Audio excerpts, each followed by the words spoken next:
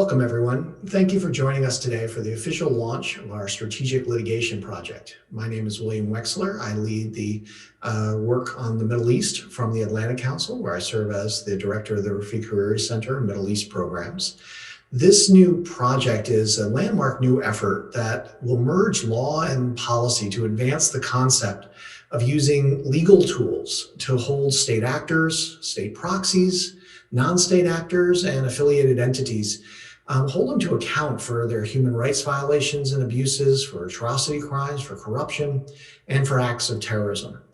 You know, for as long as we've had history, governments have used a combination of diplomatic means, intelligence means, even sometimes military means, certainly economic means, to advance their interests. Many of these tools have been used to advance human rights and democracy around the world. About 25 years ago, the US government really led the way in starting to use sanctioning tools towards the same ends. Now is really the time to build a new set of tools that can take advantage of the potential reach of legal systems and their extensive civil and criminal authorities, both domestic and extraterritorial, to help advance these same goals. I'm really thrilled to introduce resident senior fellow Gisu Nia. She's an international human rights lawyer and a nonprofit leader. She's the head of our strategic litigation project and is really the driving force behind all the work that we're doing. She also serves as a board chair of the Iran Human Rights Documentation Center, where she helps develop and oversee the group's human rights advocacy and legal programs, which seeks to promote accountability, respect for human rights, and the rule of law in Iran. She started her career in The Hague, where she worked on war crimes and crimes against humanity trials at the International Criminal Tribunal for the former Yugoslavia and the International Criminal Court. So it's really no wonder then that Gisu's new project's guiding mission is to seek redress for survivors and victims of serious international crimes by connecting them to the power of governments and private litigators, and by creating justice-led solutions. You know, people-powered demands for accountability are a key element in combating impunity around the world. But those demands can be strengthened by tying calls for justice to legal muscle and environmental and governmental machinery to craft targeted surgical approaches to holding violators accountable. Last Thursday, we published our debut report authored by Gisu, which was entitled Closing the Accountability Gap on Human Rights Violators in the Islamic Republic of Iran Through Global Litigation Strategies. It's a mouthful, and it's a long report, but I really encourage everyone to read it because it really explains how these civil litigation tools can be used, can be improved, and how they can apply to Iran. It's the first in a series of reports that we'll be publishing in 2021, and I'm hopeful that that the new incoming administration finds it very valuable. I'll now defer to Gisu, who will speak more about the Iran context of her work and present the report's key takeaways. Over to you, Gisu. Thank you, Will, and thank you to everybody for being here today. I'm so excited that we're going to be joined by an incredible panel of litigators to discuss the tools that I write about in the report that we released last Thursday. But before we get into that conversation, I just want to set the framework for what we're going to be discussing here. One question is why Iran, right? Our strategic litigation project is going to be about different country contexts. It's going to be about different human rights situations in different countries, but why did we start with Iran? Well, one reason is simply because of the gravity of the human rights crisis in the country. Probably a lot of the people who registered for this event will be familiar with this, but in case not, the Islamic Republic commits violations on a widespread and systematic scale. This includes imprisonment of prisoners of conscience, the execution of individuals for the exercise of their political and civil freedoms, and the persecution of marginalized and minority groups. And violence against dissidents in the form of securitized crackdowns on peaceful protests and extrajudicial assassinations in Iran and abroad is not uncommon. The IRI judiciary, it lacks independence and impartiality. They're often unwilling or unable to charge state officials and other perpetrators for these violations and abuses, and this leads to an acute lack of justice and redress for victims and survivors. Now, under international law, states have an obligation to respect and ensure the human rights of persons within their territory. And ensuring human rights includes investigating, prosecuting, and punishing individuals who committed human rights violations, really as part of a fair and impartial process. Victims and survivors of these violations have the right to justice, truth, and reparations. Ideally, that would be served through the Iranian leadership investigating violations and punishing perpetrators within their ranks. But this is not a realistic prospect, and one reason is because the judiciary of Iran is headed by Ibrahim Raisi. He himself is somebody who played a key role in the execution of thousands of political prisoners in the summer of 1988 in Iran. So as you can imagine, with him at the helm, many violations originate in the judiciary, and there's a lack of fair trials and disproportionately heavy sentences that would operate in cases that are deemed politically sensitive. Aside from the impunity gap, which is a problem that has endured for decades, there's also the matter of the importance of the time that we're in. So in 2021, the international community is set to re-engage with Iran over its nuclear program. One of the chief criticisms of the Iran nuclear deal, or the Joint Comprehensive Plan of Action, in 2014 and 2015, one of the criticisms was that those negotiations were overshadowing concerns around Iran's dismal human rights record. And I hope that this tool set that we're creating here could help address some of those concerns and really keep the spotlight on what's happening in terms of the human rights situation. The international community needs targeted surgical options that directly penalize bad actors for those human rights violations and ones that don't result in collective punishment. I think sometimes we see that a human rights rationale is used to justify policy measures like broad-based economic sanctions or even kinetic warfare, but that results in direct harm to civilians. And I think we need to start getting creative and imagining what are other types of tools that can really get at actors who are perpetrating these violations without resulting in policies that cause collective punishment or that harms civilians. So this is really what we're seeking to do with this program. It could apply to a range of countries, but we've started with Iran for these reasons. And I'll just quickly give a definition of something before we move on to the panelists.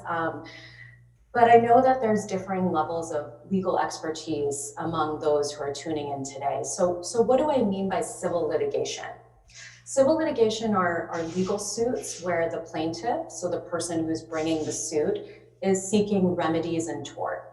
So as a private plaintiff, you would sue a defendant for remedies. Often that includes money damages. You may have heard of things like compensatory and punitive damages, but it can also include remedies like injunctive relief. So a court order to get a defendant to stop doing the action that's alleged in the suit. Or it could include a court-ordered apology from the defendant, the person who's the alleged wrongdoer, right, to the plaintiff, the victim or survivor. So there's a lot of creative ways to do this. These suits would involve seeking redress for acts of torture, terrorism, crimes against humanity, war crimes, extrajudicial killings, and other human rights violations and atrocity crimes.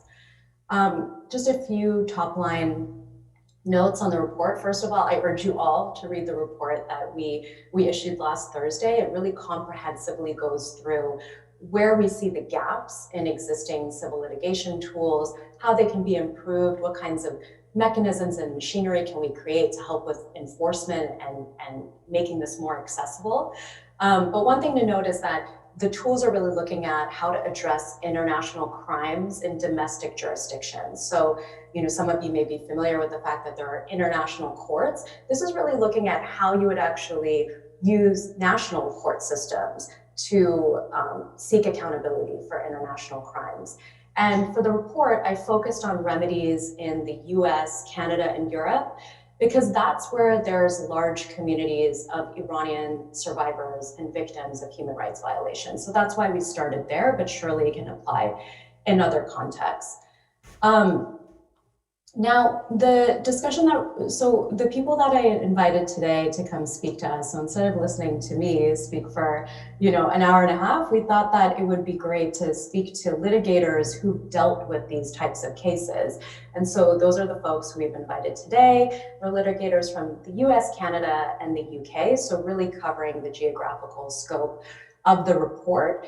And just some things to note before we move into that and I introduce them is that in the report, we discuss a few different tools. We'll get into that a bit more in the Q&A, but these terms will become familiar to you. But we talk about how the US courts were really the premier destination for human rights litigation between foreign plaintiffs and foreign defendants. And that was due to a few things. We have US federal laws that have extraterritorial application. You may have heard of the Alien Tort Statute or the Torture Victim Protection Act. Notably, those were the authorities that were recently used to file civil suits against Mohammed bin Salman for acts of assassination and attempted assassination that plaintiffs have been alleging. So you may have seen that in the media recently.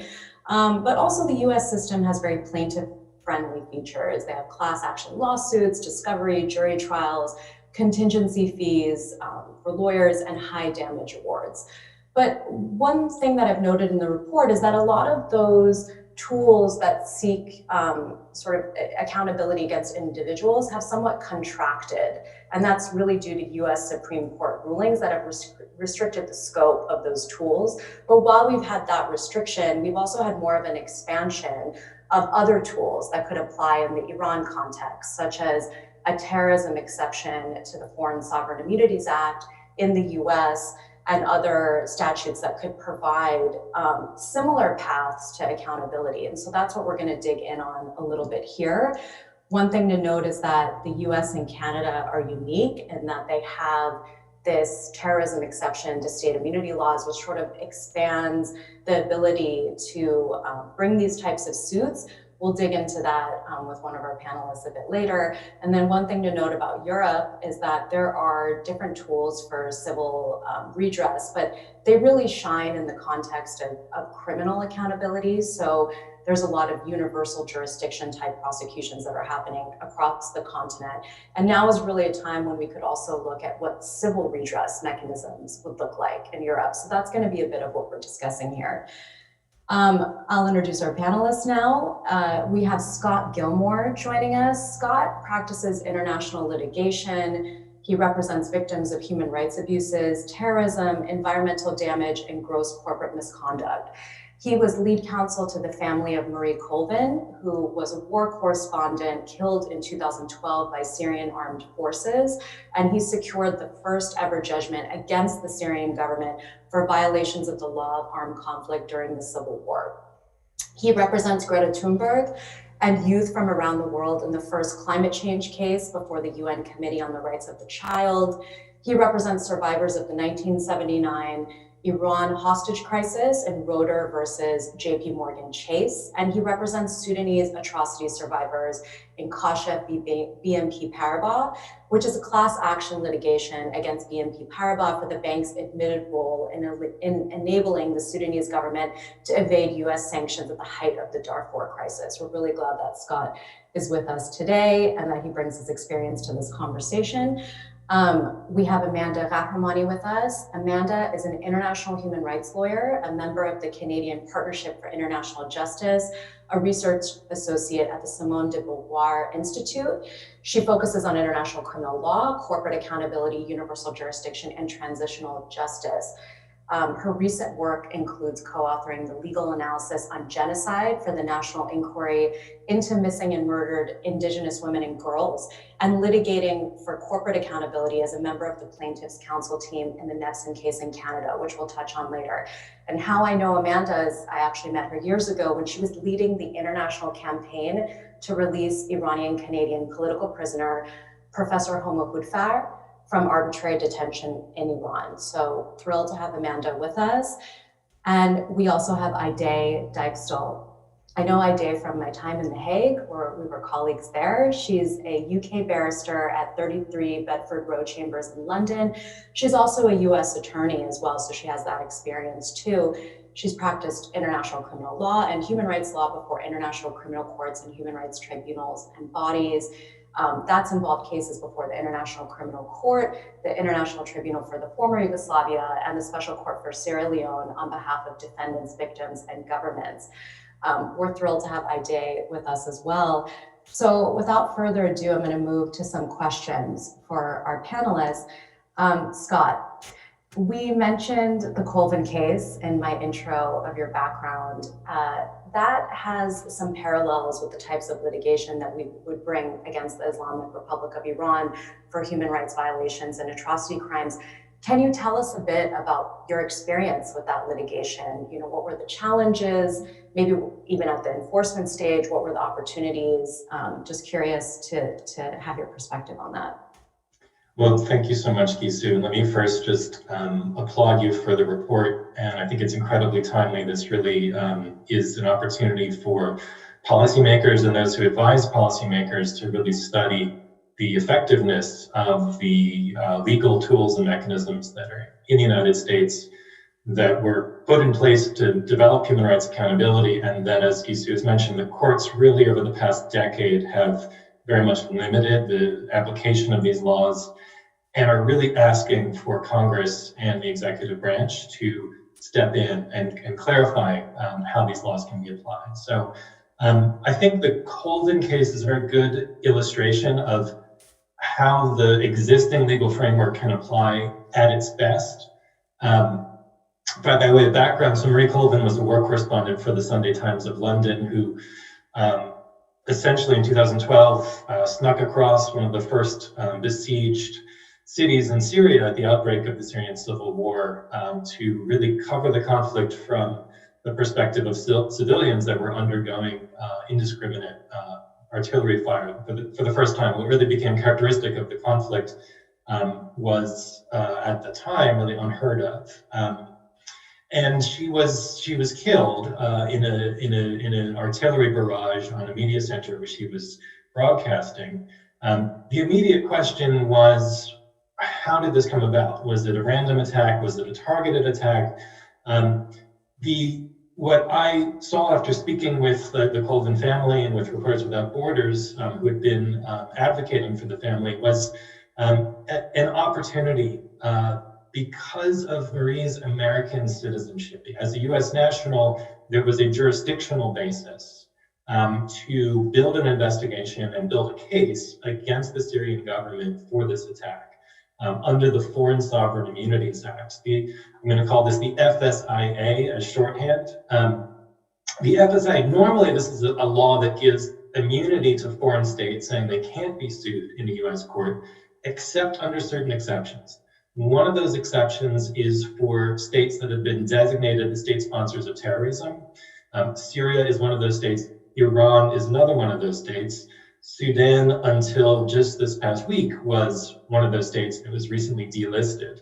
But for those designated state sponsors of terrorism, their immunity from lawsuit is waived with respect to torture, extrajudicial killings, hostage taking that's committed against US citizens. And a claim could be brought either by a US citizen that's been directly victimized or by for example, an immediate relative of a US citizen. So you could have examples of where a US relative of, for example, an Iranian citizen that's been subjected to torture would actually have standing to bring a claim under this law. So there's a jurisdictional opportunity, right? It's limited to US citizens, but using that jurisdictional window, we use this case as really a platform to conduct an investigation and to mobilize a network of international investigators that have been very actively developing evidence of war crimes and crimes against humanity in Syria, to the extent where we really have ready-made case files, an archive of evidence that is really on a scale that's unprecedented. Hundreds of thousands of internal Syrian government documents, tens of thousands of hours of social media, video, and recordings documenting abuses. and this entire body of evidence that's really waiting for a case and a court. The international system as we see it now, we very often conceive of it as international justice before the International Criminal Court, or ad hoc international tribunals like the Tribunal for the former Yugoslavia. The reality, though, is that it's domestic courts around the world that are the frontline courts that are really tasked with legal accountability for human rights violations. And in a sense, this is the traditional role of enforcement of international law. If you think back to the 19th century, you had piracy and at that time slave trading that were really the emblematic international violations that various states were committed to holding accountability for perpetrators, and they did so through their domestic courts. The US, for the past number of decades, has really pioneered using civil litigation to play a similar role in enforcing international prohibitions on torture, terrorism, and crimes against humanity. Through civil litigation, more so than criminal, although there are criminal statutes as well, and some significant gaps in terms of the criminal statutes that the United States has. Notably, there is no statute prohibiting crime against humanity.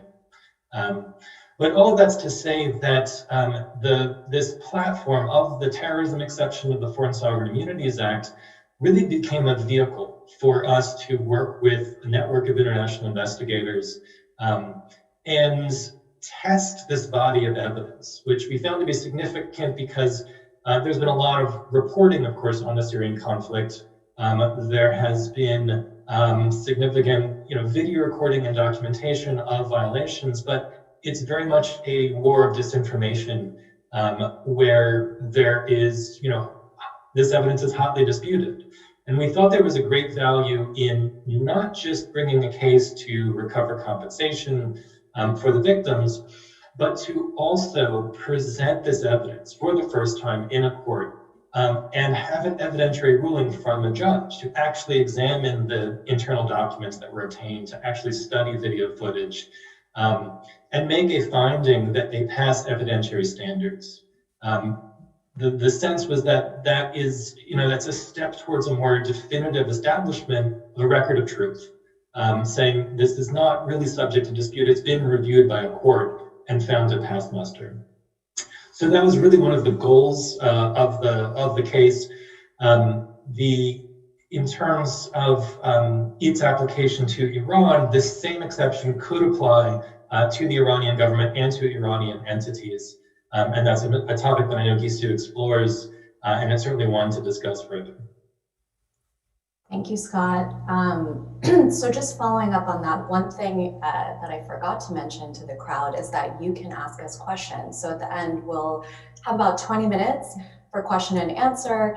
And in order to submit a question, just use the Q&A feature, which you can access by hovering over the window until you see the bottom menu. You'll find a Q&A button that will open the window and allow you to submit a question. I see that somebody already submitted a question, but that's the way that we'll take questions here.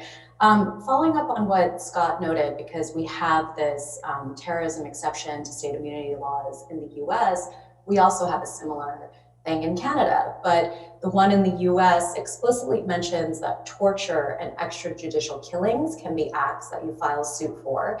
And Canada's configuration is a bit different. And that leads us into exploring how that could be broadened. And for that, we have Amanda, who has been looking into this quite a lot. And so Amanda, can you tell us a bit about what it would look like if there was a torture exception to state immunity laws in Canada or a serious international crimes exception? Just curious for your thoughts. Thank you, Gisu. Thanks for the question and thanks for having me on the panel.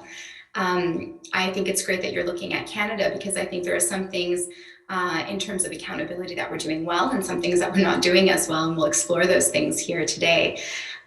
So amending the State Immunity Act in Canada is an issue that I've been working on, and many others before me have also worked on over the years.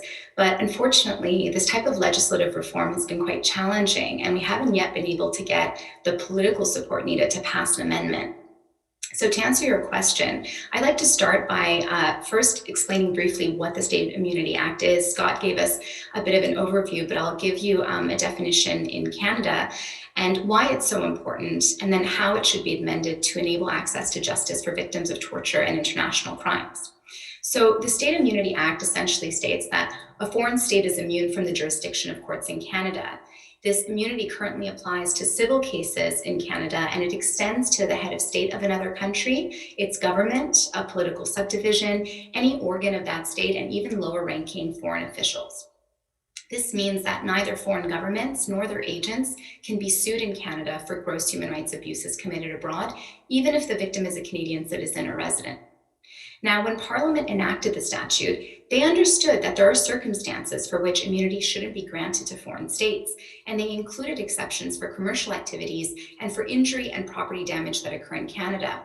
After a lot of lobbying, the legislation was amended in 2010 to include an exception for terrorism, but other gross human rights abuses such as torture, which is universally prohibited, weren't included in this amendment. And this is where I think we had a missed opportunity. Since then, we had the case of Kazemi versus the Islamic Republic of Iran in 2014, which challenged the State Immunity Act at the Supreme Court. For those who don't remember this case, it was about the death of a Canadian-Iranian photojournalist, Zahra Kazemi, who was tortured, sexually assaulted, and killed in an Iranian prison.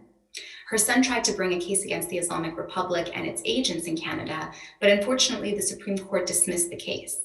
They refused to read in an exception to state immunity for torture and instead concluded that it was actually Parliament's responsibility to amend the legislation if they want to include any new exceptions. And that's basically where we've left things. So why is this so important? Well, the State Immunity Act is one of the single biggest challenges to meaningful redress for survivors of atrocity crimes in Canada. As it stands, it prevents the majority of survivors of human rights abuses committed abroad from being able to seek redress in Canadian courts if those human rights abuses were perpetrated by a foreign government. So this is an access to justice problem.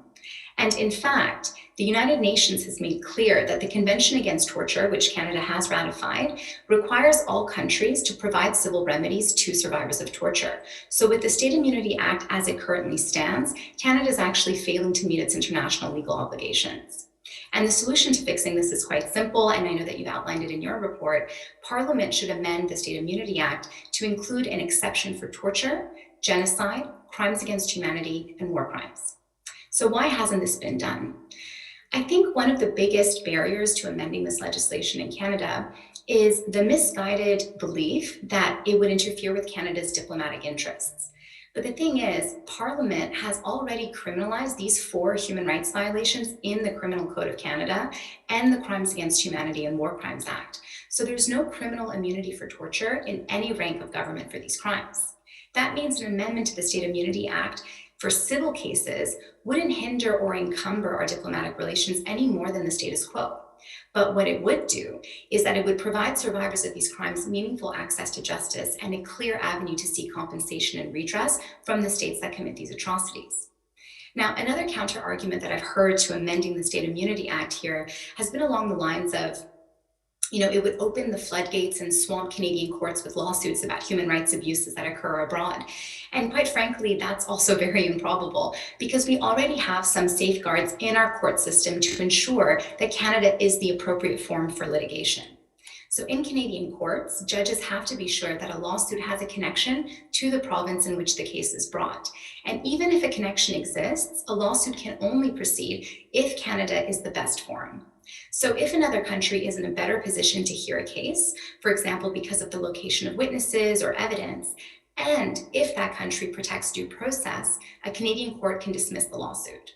This means that Canadian courts will only take on those cases in which Canada is both the best forum and the last resort. And that's very important for victims of human rights abuses, including in the Iranian context, who really have no recourse anywhere else. Amanda, thank you for walking us through that. And I look forward to hopefully successfully passing that exception in Canada with your leadership. Ide, I know that we're going to switch tacks a little and get away from the sort of state immunity questions, but move to just looking at different efforts to hold human rights abusers accountable in the UK courts. And I know that you've been involved in those different civil litigation efforts to hold individuals accountable, but also corporate actors who facilitate or are complicit in abuses. Can you give us an example of an interesting case that might provide some inspiration for how we can pursue accountability for human rights violations in Iran? Great. Thank you so much, Gisu, and also congratulations on the report. And also thank you to the Atlantic Council for organizing this event and inviting me today. So to answer your question, I think to start first, often when we think about victims of human rights violations, we think of looking first to, when we're looking at accountability measures, looking at international human rights law, particularly the UN bodies or regional human rights courts, or we look to avenues for seeking justice under criminal responsibility, such as principles of universal jurisdiction that were mentioned before. And civil law is often overlooked at first glance as an option for addressing human rights violations, but it can be very effective to get results for victims. So when representing victims of human rights violations, I think one of the most important things to do is not focus too narrowly on one avenue for seeking accountability, and hopefully reparations as well, but to pursue a multi-pronged approach whereby each different type of avenue of litigation provides a building block for victims to build pressure on the state that's responsible and hopefully influence it to change its behavior. And what civil law brings is an ability to approach human rights violations, not only to seek accountability after they occur, which is often the case for criminal law or international human rights law. You can't address it until after it's happened. But civil law also provides the opportunity to prevent or to deter violations as well. So in the UK, there's a number of interesting cases recently that are using civil law to address human rights, particularly by addressing corporate responsibility for human rights violations. And I just wanted to raise a couple of those. For example, in 2019, the UK Supreme Court found that communities in Zambia could bring suit against a UK company in UK courts for human rights violations. The case concerned rural farming communities whose health and farming activities were affected by toxic discharge from a mine, copper mine that was close by, and therefore affected their human rights to health, their right to work, and caused environmental harm. So the tort claim that was brought was for negligence and breach of statutory duty. And the legal question that ultimately ended up before the UK Supreme Court was jurisdictional in nature, given that the torts happened in Zambia, but the suit was brought in UK courts. The question was whether the suit could be brought in the UK against the UK parent company, even though the actions were taken by the Zambian subsidiary company, and therefore whether the UK company could be held liable for the subsidiary's actions under civil law. So the Supreme Court's decision found that the UK company did owe a duty of care to the villagers that lived close to the Zambian mine. But interestingly, in making this conclusion, the court looked to principles of human rights and corporate responsibility within the United Nations guiding principles on business and human rights to resolve this question. So it shows that although the case was brought under domestic civil law, international human rights principles can still have a substantial effect on these cases. Just to mention, there's also a similar case that was brought in 2019, which I believe is still pending, in which Syrian refugees brought a tort claim in UK courts against two Qatari individuals and also a Qatari bank for damages, including the loss of their homes and their businesses and physical and mental harm that was caused in Syria. The claim alleges that the money from these individuals and the bank was channeled to militants from the Al-Nusra Front, and that they caused the loss and damage. And here, civil law is being used to address the part that they played as corporate actors in human rights abuses. The last thing that I want to briefly mention and touch on is another important and powerful tool in the UK. The ability to bring judicial review proceedings. And while this is not a strictly civil law tool, it falls a bit more in the public law domain. It can provide a very useful way to address human rights violations in the UK courts, which isn't one of the more well-known paths under international human rights law or criminal law. So in short, judicial review proceedings in the UK can be brought to challenge the exercise of power or an administrative decision, and so that a domestic court will review that decision. And the main grounds that are usually brought for justifying reviewing that decision would be something like illegality, that the decision had an error of law or an error of fact, or that it was made ultra vires. It could also be that it's on the grounds of irrationality or proportionality, or that there was a procedural error that was made. And a great example of how this applies to human rights is a decision in 2019 in which judicial review proceedings were brought to challenge the government decision to export arms to Saudi Arabia. And these arms were then used in instances of violations to humanitarian and human rights law in Yemen. This resulted in the Court of Appeals finding that the UK government's decision to grant licenses for the arms sales to Saudi Arabia was irrational and therefore unlawful in light of these violations in Yemen, and therefore ordered the government to review the current licenses it already had outstanding and to halt any new export licenses. So through this tool and this case, it sought to really get to the source of continued violations in Yemen. Rather than seeking accountability, judicial review used here was really to seek the prevention of further violations. And so I think that's also a very important tool to mention, and I'll just leave it at that. Ade, thank you. So we're gonna go to a second round of questions with the panelists, but we're gonna keep it super short because I see that our audience already has some great questions that we can dig in on. So we'll keep our answers short here. But Scott, I know that you have looked into suing banks and US courts for human rights abuses, and we talked about the Sudan case, and there's other examples. I think one thing that I'm curious about here, which is perhaps connected to that, is what is the potential for jurisdiction over Iranian entities? Because I think that's jurisdiction is often a challenge, right? So just curious, what challenges you face there, what's the potentials, and kind of lay that out for our audience so that they know what the issues are that we're dealing with regards to bringing that sort of litigation. Yeah, so the concept of jurisdiction can be a bit abstract, but for litigators and for a victim who wants to bring a case against a human rights abuser, jurisdiction is key.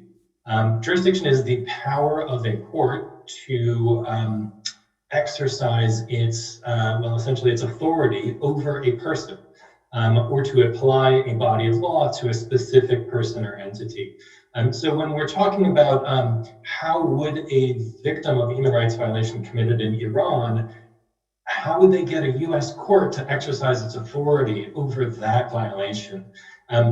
Ordinarily, what you would be looking for as a litigator would be some nexus, some connection between either the perpetrator and accomplice to the violation, or the commission of the violation itself. Some connection between any of that and the United States. One of the perfect examples of that is really the US financial system. We exist in a very interconnected global economy where essentially any international monetary transaction that is denominated in US dollars is cleared through a bank in the United States. And so if you are looking at lines of financial support for atrocities committed anywhere around the world, but certainly in Iran, one thing to do is to follow the money trail. If Iranian entities, and it's well documented now that the IRGC has been using front companies to essentially wire payments through various shell companies with the support of Western financial institutions, American, British, continental banks, wiring these payments through the financial system in New York in what is essentially a form of money laundering. That is the type of jurisdictional nexus where if one could document that money trail, the argument could be made that those defendants have essentially reached into US territory and subjected themselves to the jurisdiction of our courts. Another example of that is evident in what we would call a transnational violation, right? So I think the most recent and horrific example of this is the recent execution of the dissident journalist Ruhollah Azam, where there was essentially a lure, where, as we understand it, Iranian intelligence services lured a dissident who had found asylum outside of Iran into Iraq, where he was abducted, brought back to Iran, and recently executed. There are, of course, echoes in what we've seen in Saudi Arabia's campaign against journalists around the world and dissidents around the world, where a state reaches across the border and carries out this type of violation in the territory of another state. That traditionally is an area where that state, its agents and accomplices might also have subjected themselves to jurisdiction. So really, we're living in an interconnected world. The law doesn't always catch up to that, but more and more we're seeing jurisdiction arise, right? So these violations don't occur in a vacuum. Financial systems and internet communication systems around the world are also being used. And so all of that could be a basis to seek accountability in the courts of other countries. Thank you, Scott. Speaking about, holding corporates accountable or banks and so on, Amanda, there's been some exciting developments in Canada around corporate accountability, and I know you've been involved with that litigation. So can you talk to us a bit about what's been happening there over the past year? Absolutely. Indeed, we had a very important development this year in the law of corporate accountability in Canada. And I had the privilege of being a member of the counsel team for the plaintiffs in this recent case. It's the case against Nevson Resources. And I'm very proud of the precedent that we set at the Supreme Court of Canada earlier this year. Essentially, the Supreme Court ruled in favor of Eritrean plaintiffs who alleged they were subjected to forced labor at a gold mine owned by a Canadian company in Eritrea. Now, with their decision, the court recognized for the first time that a Canadian corporation can be held legally responsible for violations of international law that protect human rights. The court confirmed several important issues that I'll outline here. First, that the doctrine of adoption in Canada means that norms of international law are automatically fully integrated and form part of Canadian domestic common law. Second, they acknowledge that customary international law has moved away from a purely state-centric model, and that norms of customary international law don't exclusively apply to states, but can also apply to corporations. And third, they affirmed that there's the principle of where there is a right, there should be a remedy. And by doing so, the majority held that Canadian courts could develop a civil remedy in domestic law for corporate violations of international law. So this judgment means that Canadian common law will continue to develop in the direction of civil liability for Canadian corporations for the most serious human rights abuses, regardless of whether those violations occur in Canada or abroad. Now, the court also examined whether the active state doctrine forms part of Canadian common law, and they ultimately rejected it. I think it's helpful for me to just briefly explain what the active state doctrine is. Essentially, the doctrine says that courts in one country aren't allowed to rule on what another country does, which is the act of another state. So this basically protects sovereign acts of a government within its borders from being adjudicated by countries outside of those borders. So the question is whether a corporation that allegedly engages in conduct that violates international law can be shielded by the fact that in the country where the act occurred, the conduct was permitted and even sanctioned by the state. So back to the Supreme Court, they confirmed that the act of state doctrine plays no role in Canadian law and is not part of Canadian common law. So it can't be evoked by a corporation as a shield in this context. This means that Canadian corporations that are complicit in gross human rights violations committed by foreign governments can be held responsible for that complicity. So this judgment, which is at the highest court in Canada, was a big victory for those of us who want more robust corporate accountability. But it's important to remember that it's only a first step that opened the door to plaintiffs in Canadian courts. We haven't actually seen what the adjudication of a case like this looks like and the many obstacles that still remain to achieve accountability in these cases. But linking this back to the Iranian context, I think it's also important to remember that this is an important development in corporate accountability, but the standard is for Canadian corporations. So in other words, the fact pattern of these types of cases involve foreign plaintiffs suing Canadian companies in Canada for human rights abuses committed abroad. So for this development to apply to the Iranian context, we would have to look to see if first there are any Canadian corporations operating in Iran, and second, whether those corporations are directly involved in or complicit in gross human rights violations. I don't think this is a very common or likely scenario currently, but if such a situation were to arise, then Canadian courts could be an available avenue to these types of victims. Thank you, Amanda.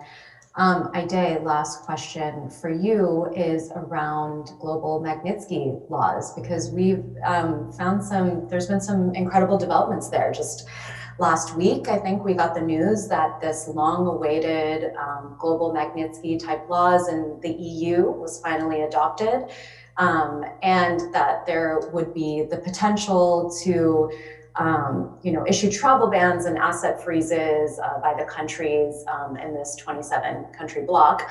And I know that the UK had already passed their version of GLOMAG, as we call it, over the summer. And so I'm curious to know, that's not a civil litigation tool in and of itself. That's a sort of sanctions tool, a targeted sanctions tool.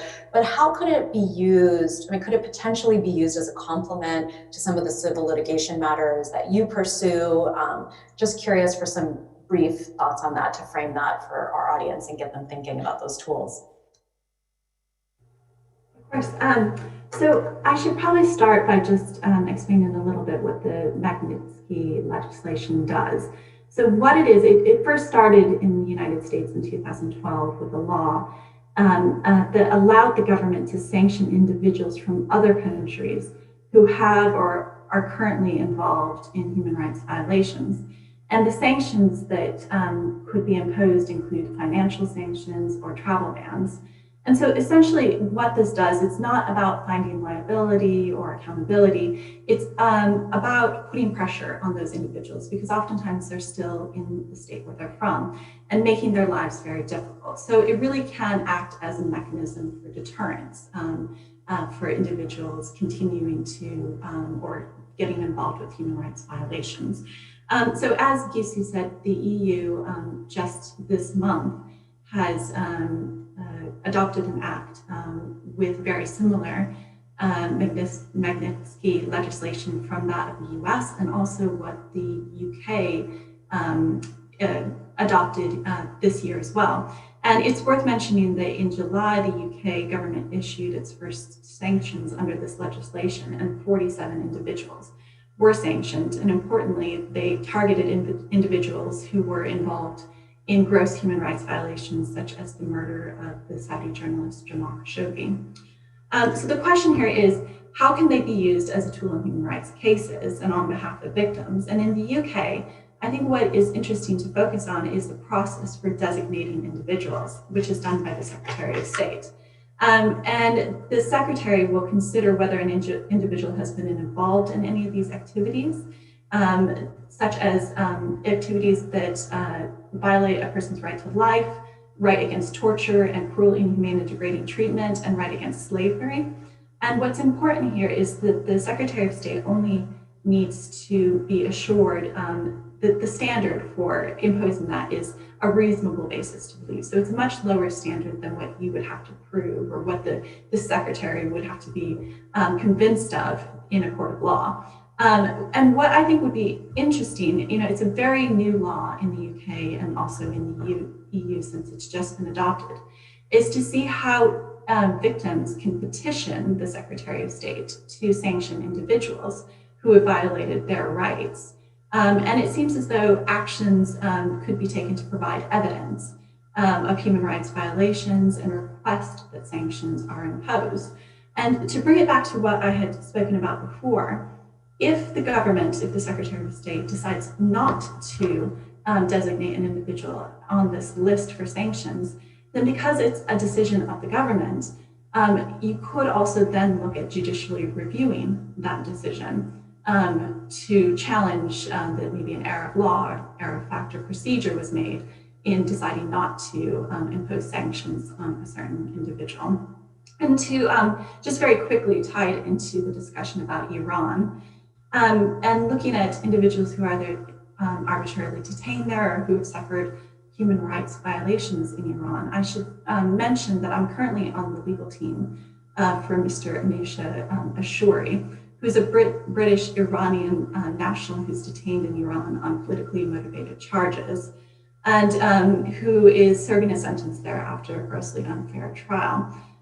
So at the moment, as far as arbitrarily detained individuals, I think it's very difficult to look at Magnitsky until they're home, because looking to sanction individuals in Iran could lead to retribution and perhaps jeopardize his safety. But for individuals that are outside of Iran, or when arbitrarily detained people get home, it's not that their rights or their human rights suddenly disappear. They certainly should look at methods for accountability after that, and to get some kind of justice for what they've suffered. And I think perhaps that Magnitsky could be used as a way to seek some kind of accountability for the individuals who have violated human rights in Iran and in other countries. Oftentimes, countries like Iran that haven't signed on to many of the most basic human rights documents that often provide opportunities for justice under international human rights law. So this is just a way to very creatively look at ways to seek accountability and pressure when those traditional methods are not necessarily available. Great, thank you so much, Ide. I am going to be moving to asking some of the questions from our audience, because I already see some great questions in the Q&A box. Just a reminder that if you have any questions for the panelists and myself, you can drop it in the Q&A. Amanda, there's a couple questions around the Canada torture exception and what the roadblocks could be. So I'm going to summarize that. There's one from Cameron Khansarinian, who's from the National Union for Democracy in Iran, who is asking about what are the political barriers, which you touched on a bit, but that also tracks with another question from our audience that says that, is there a concern around reciprocity? So is there the concern that Canada could be sued for similar acts in other countries? This person says, I'm thinking, for example, where Canada has been party to joint military interventions that have had civilian casualties, and could that be a reluctance to pass this amendment? So I'm going to put that to you, Amanda, for a brief answer, because our audience is curious about that. Sure, thank you for these great questions. And indeed, what has been highlighted is a political consideration. I think it's something that is a legitimate concern. The idea that, there's comedy, there's this sense of reciprocity. So we respect our, in terms of our diplomatic relations, we have certain rules that we apply, and then our partners or the foreign governments, our counterparts, will apply certain rules to us as well. And that's a big consideration in a lot of the legislation that is developed that has a foreign element to it or an extraterritorial reach to it. And so I think that is a concern. And also I think that in terms of the exception to state immunity for torture, it's true that Canada cares a lot about its allies as well. So I think that one of the concerns as well is not just looking at countries where, for example, Canada doesn't have diplomatic relations with Iran, so they might not be as concerned about this torture exception being applied to countries like Iran or other places, but they are concerned that it might be applied to some of their own allies, and that could be some pressure as well that they have, because as you know, Canada, like the US, in this geopolitical sphere, they have allies that are countries that are also committing human rights atrocities. So I think those are some of the political dimensions to this. But as I mentioned earlier, there are exceptions to state immunity, for example, for commercial reasons. So this fear, in terms of reciprocity, I mean, we've already created exceptions. We've built in these exceptions that we think are legitimate reasons for which we should apply our jurisdiction to foreign governments. And so I can't reconcile having an exception for commercial activities and yet not having it for something as egregious as torture, which is universally prohibited as a jus cogens norm.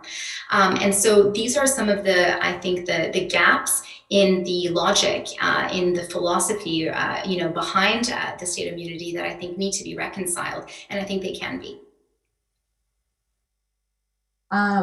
There is a question here that I think gets to the core of some of the maybe logistical challenges and evidentiary challenges with these suits, and also with criminal prosecutions, which we're not addressing here, but it's relevant.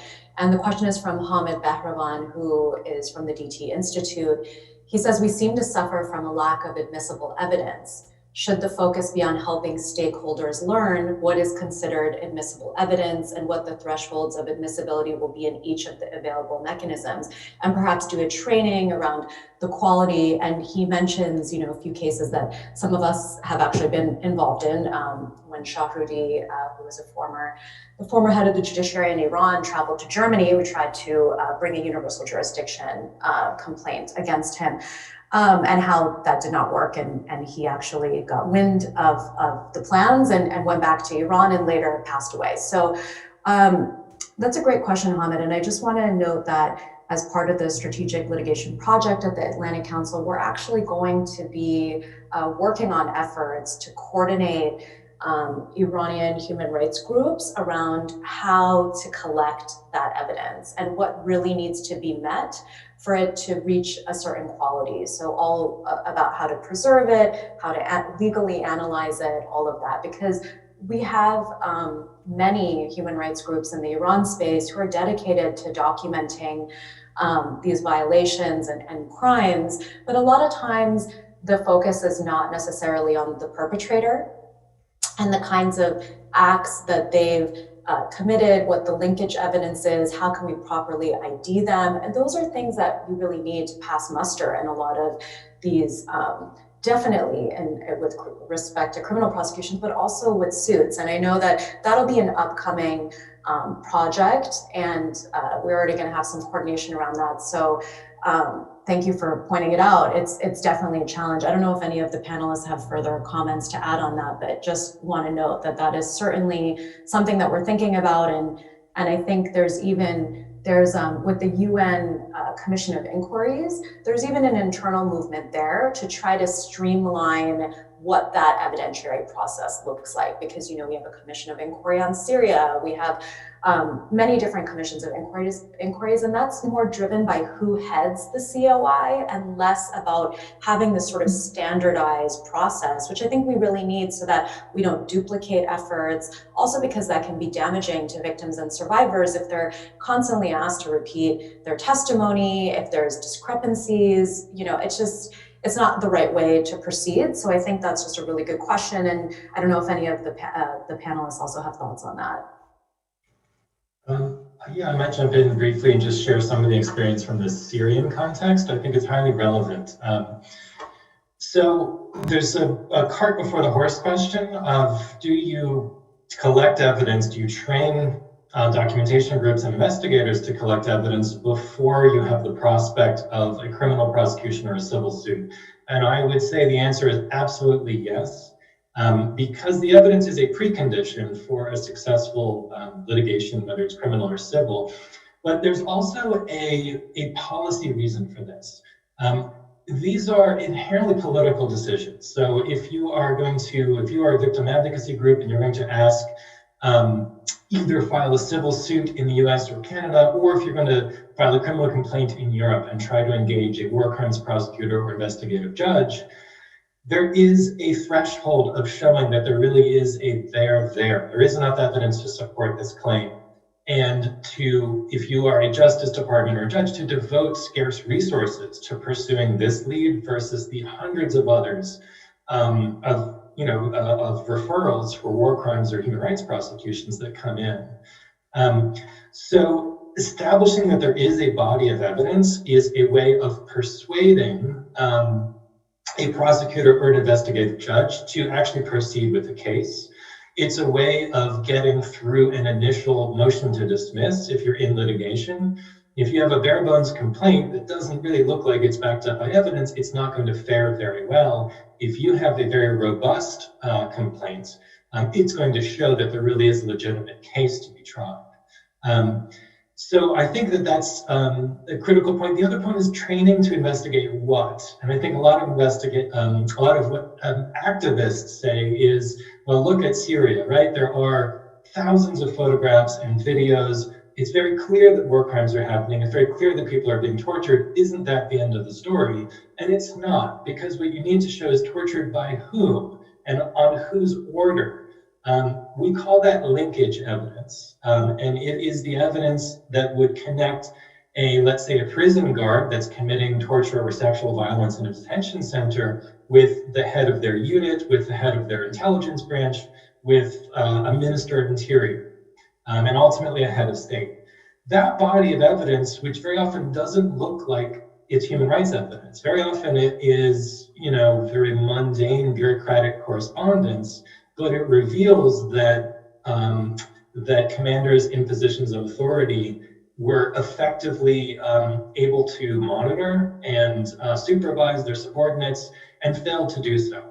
And that is one of the key theories of liability that will enable us to hold more senior officials accountable. So it really is, you need to be laying that groundwork, and it's something that activists on the ground and activists abroad, even in diaspora, can really contribute to.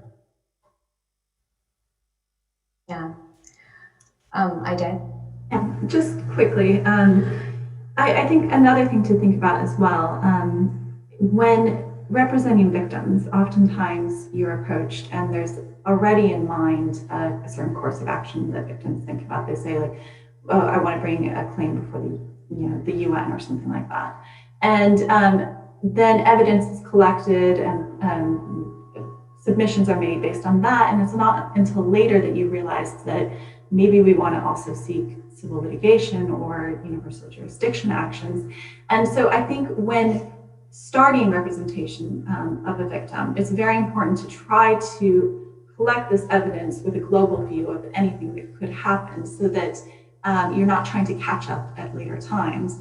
Then the other thing that I wanted to mention, just as far as trainings, because the question had asked about trainings for evidence. I think an area that's very important right now is social media evidence. And for groups to understand how to authenticate social media evidence, to store it. So I do think, that's a whole webinar in itself for a book, but I think it's incredibly important to look at that, to seek training on social media evidence, because it's going to provide a wealth of information for victim justice.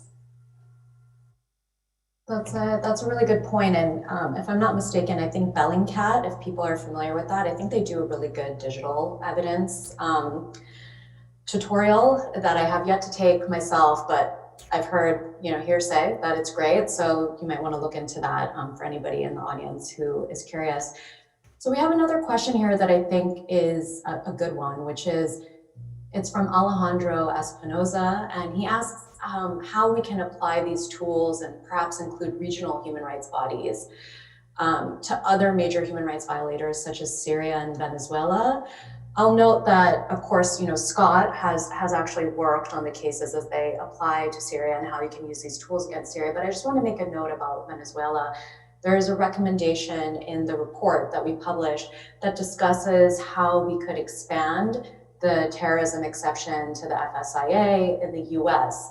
And one thing that we were looking into, because the terrorism exception in the US, it's not only the actions included are not only those that we would typically think of as terrorism, the sort of indiscriminate bombing of civilians and these other horrific acts, right? They also include the sort of targeted measures, like because you can bring claims for torture and extrajudicial killing, that even enables victims of individuals who've been assassinated in other countries to be able to bring suit. And usually those individuals are assassinated because they're dissidents or because they might be journalists or they might be somebody who, and the point is that it's targeted, so it's not indiscriminate. It's targeted and it's meant to really quell the freedom of speech, freedom of expression, assembly, association, a lot of the rights and the freedoms that these individuals are pushing for, right? So there's a real human rights application there.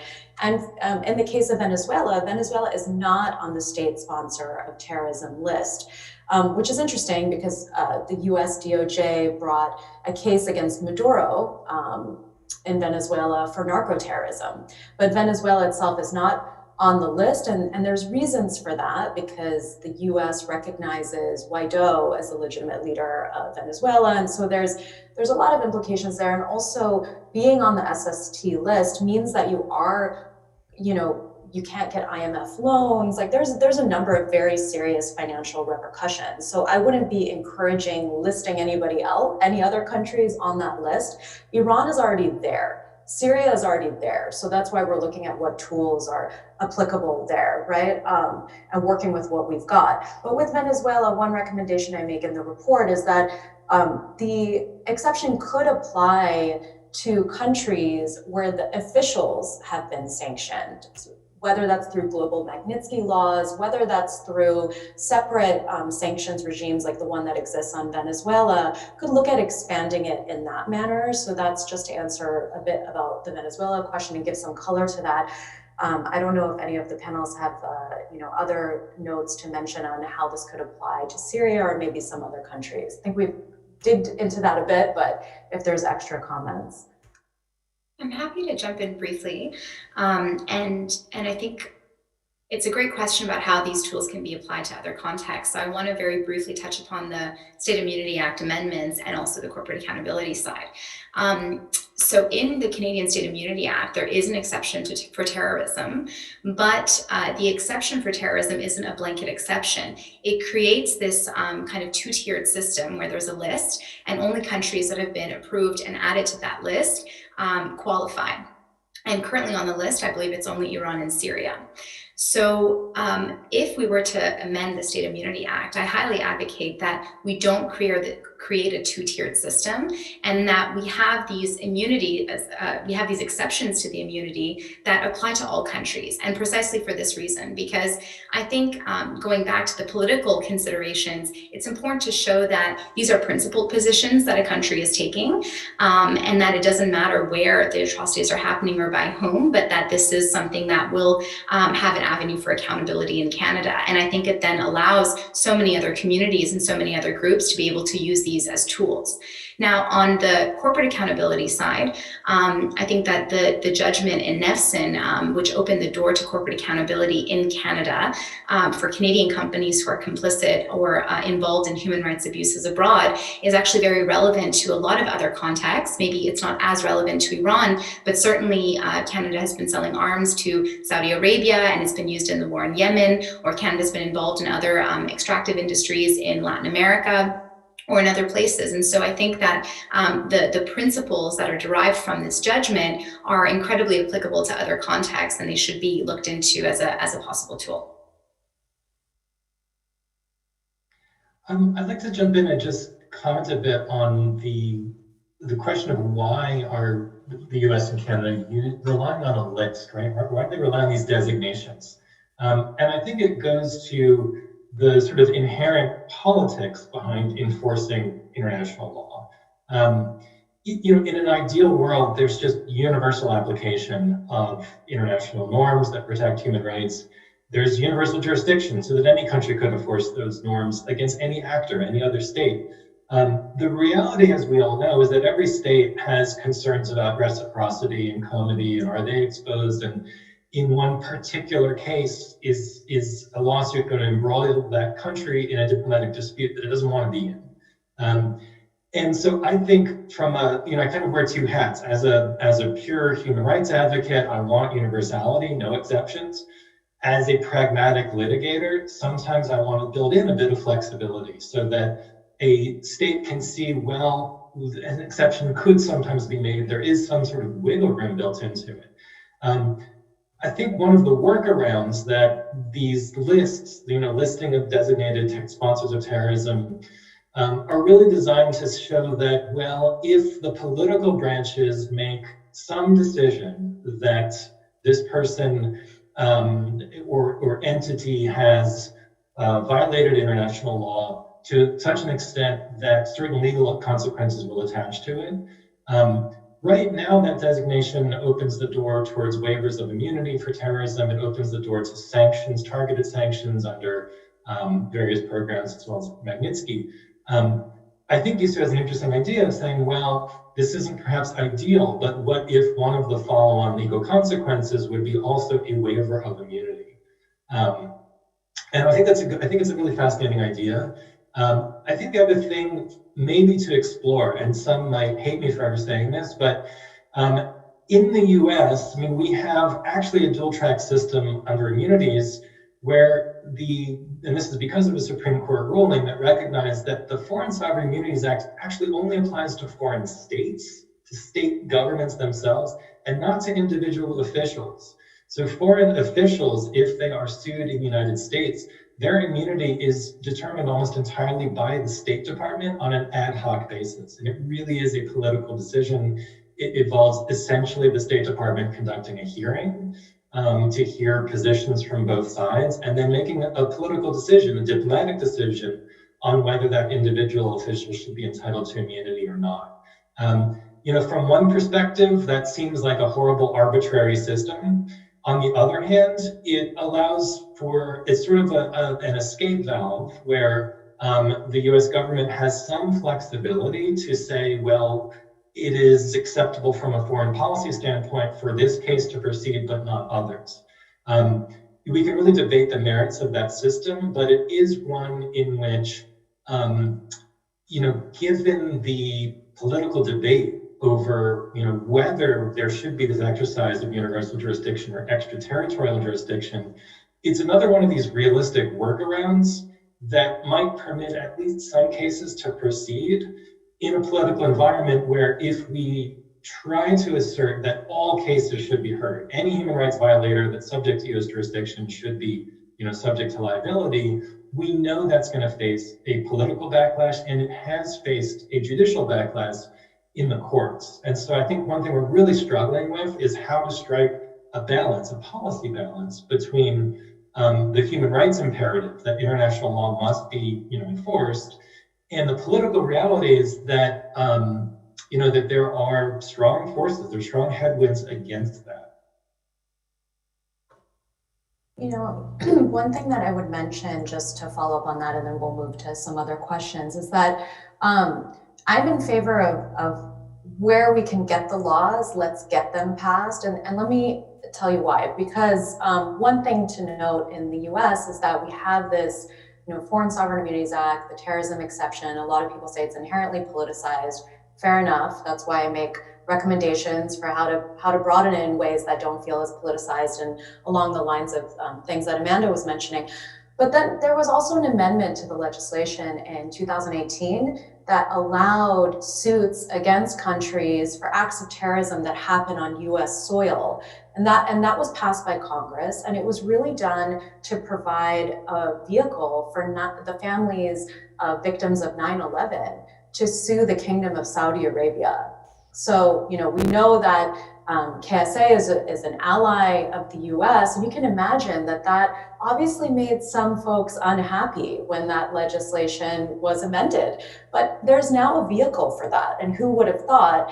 And one reason that even came to fruition was because we already have this terrorism exception under FSIA that applied to these SSTs on the list, right? So sometimes this incremental approach of passing more authorities, even if it's imperfect in the beginning, can actually lead to strengthening that sort of rules-based approach, whereby then we move to a situation that's more equitable. Now, the jury's out, pun intended, on how that's going to work, and we'll just see how that goes. But it's an example of where this could actually move into a more positive direction from the perspective of international human rights lawyers who want this to be applied across the board.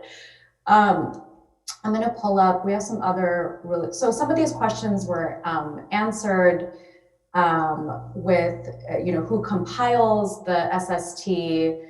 And one question that I saw up above that I think you could probably tackle is, and it doesn't fit exactly with civil litigation, but there might be some civil litigation tools that you could talk about, is how these tools can be used to help dual and foreign nationals who are imprisoned in Iran. And I know that you've been working on a case like that, so curious for your thoughts. Sure, great question. And it's a difficult one as well. And as I mentioned during my presentation, civil law is a bit more difficult when the individual is still detained in Iran. And so often I think what needs to be looked at in using the civil litigation tools is for trying to ensure that person's release, and then looking to civil litigation tools in order to seek a judgment on liability and get some kind of accountability for what happened to that person while they were arbitrarily detained and any other human rights violations that they suffered. And that's why I had brought up the Magnitsky legislation as a potential way of doing that once the person is out of detention. But while in detention, I think you do need to look to the diplomatic options. And it's a legal analysis. It's in the UK, there's an application that needs to be made in order to prompt the UK government to diplomatically protect individuals, foreign or their own citizens who are detained in other jurisdictions. And that application and the process for looking at that looks at human rights violations that that person has suffered and whether they are being arbitrarily detained in order to trigger the government's protection. And I do think that also, in addition to that domestic source of the diplomatic protection remedy, human rights law as well really does put an obligation on states to protect their own citizens. And so looking to try to put some pressure on the person who's detained their country to protect that person and to take steps diplomatically, to take genuine steps and active steps to try to bring that person home. So that would be, I think, the options that would be available for individuals in Iran.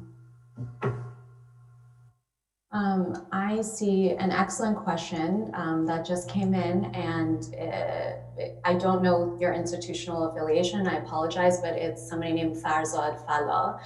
And he's asking if the Atlantic Council has made a political choice to concentrate on Iran, and points out that this by no means is a matter exclusive to Iran, and that his question is not meant to diffuse the human rights concerns about Iran, but to call out the Atlantic Council with respect to its obligation to transparency. And I love those tough questions. And I don't know if you were, Farzad, if you were here for the beginning of the presentation when I went over why it was that we made the choice to have a debut report on Iran. Part of the reason, quite frankly, is because a lot of my practice actually deals with Iran. So it's an area that I'm very well acquainted with.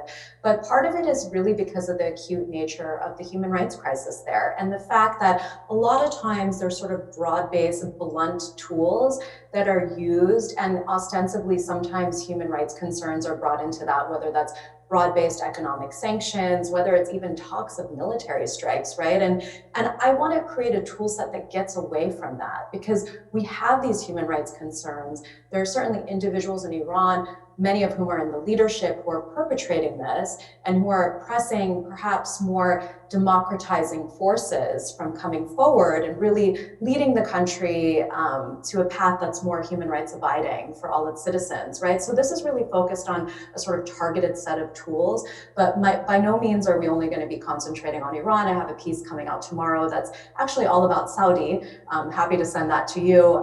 But we're going to be looking at a range of countries. And really the idea in the end is for this to be for all countries to be held accountable. So there's going to be some people for whom, you know, that makes them nervous, but the reality is that there is no country that hasn't committed human rights violations and that hasn't been, I mean, there may be some, but there's hardly any in the 193 members of the UN who haven't been implicated in some way. And so by focusing on these tools and to really use sort of rules-based system, the hope is that this also leads to some sort of deterrence effect, right? The happiest thing would be that if these violations don't happen in the first place, so that we don't actually have to seek redress for survivors and victims. And so my hope is that that would be applied broadly. And so thank you for the question, but completely agree with you. So it's just one focus of many. Let's look and see what else we have here. We have a question about GLOMAG. And you know, why, I know part of the reason, but happy for others to chime in, but the question is around why have Magnitsky sanctions yet to be applied to officials of the Islamic Republic under the Canada framework, the US framework, or the UK framework? Is it merely a lack of lobbying of the appropriate authorities, for example, the relevant congressional committees in the US?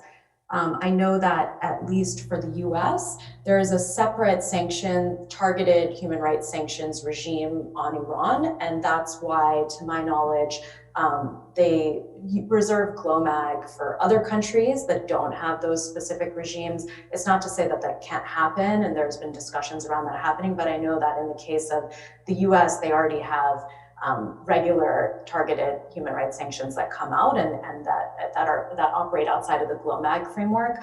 I don't know if anybody else wants to chime in on what the reasons are for other countries.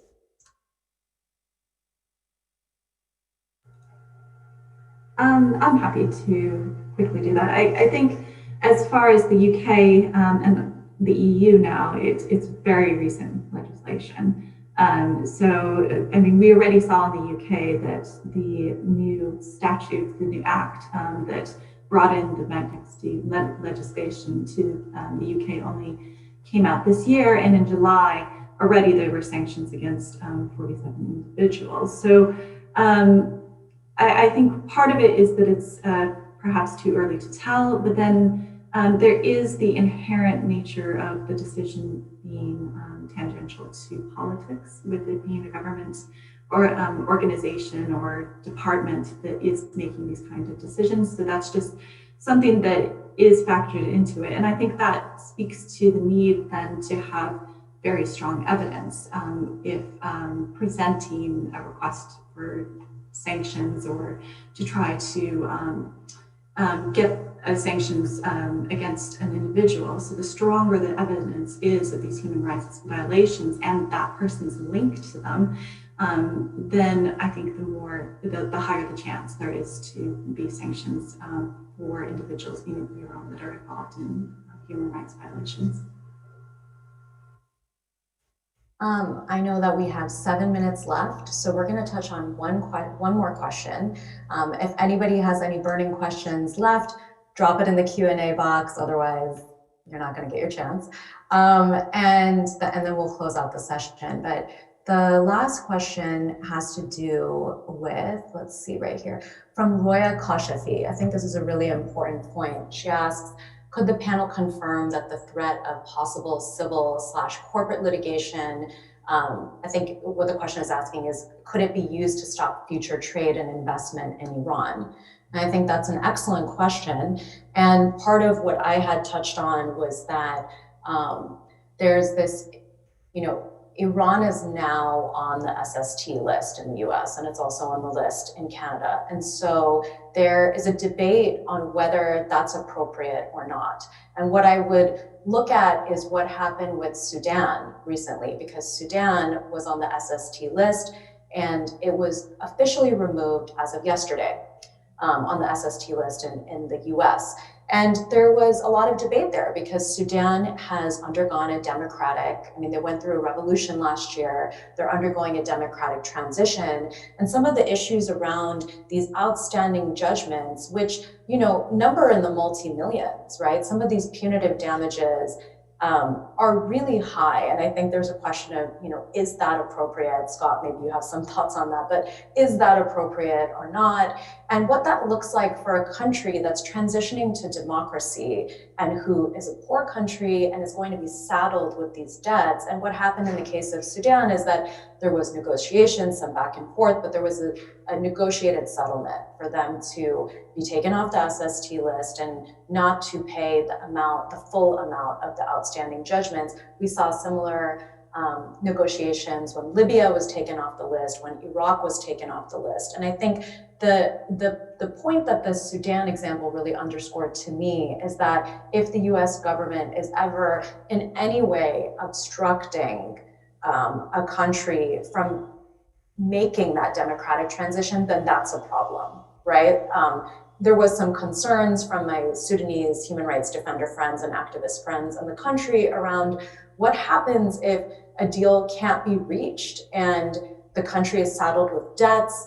There is a rise in, there was some protests related to economic concerns. You know, could this actually stick a fork in a long-awaited transition to democracy? And I think those are really serious questions, and we need to look at that. So I would say this isn't only about, you know, the potential for trade or not. Iran is in an uncomfortable position right now because of broad-based economic sanctions and all of that. This actually seeks to tie human rights violations more explicitly to penalties. I should also note that a lot of these judgments are not enforced.